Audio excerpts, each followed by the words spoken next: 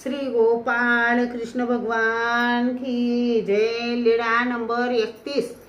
घोडा चुडीच्या शिष्यास भेट।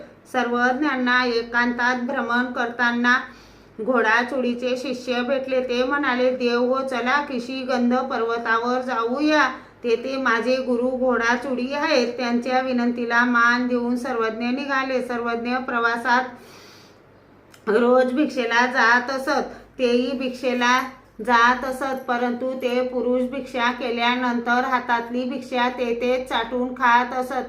ते नेहमी देवाजवळ राहायचे। एके दिवशी ते भिक्षेला गेले असता एका बाईने गरम गरम आंबील त्यांच्या हातावर वाढली। त्यांनी ती चाटून खाल्ली व वर चढणीला हात पुसले आणि आग लागली।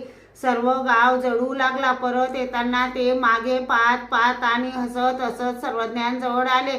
सर्वज्ञांनी विचारल्यावर त्याने सर्व वृत्तांत सांगितला। सर्वज्ञ म्हणाले, वाईट केले, एवढी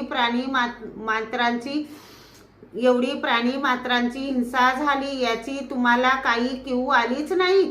आता आम्ही तुमच्या बरोबर येणार नाही। मग सर्वज्ञ 3 रात्रीत रिद्धपूरला आले। दोन्ही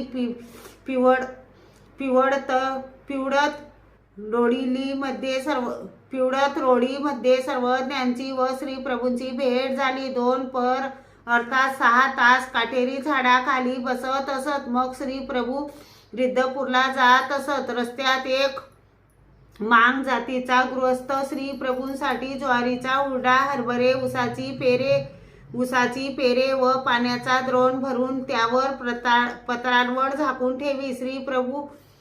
श्री प्रभू अडकडत तेथे जायचे आणि हे काही मेला जाय असे म्हणून तेथे बसून कणकण घेऊन खात व निघून जात। नंतर तो प्रसाद आमचे सर्वज्ञ घेत असत।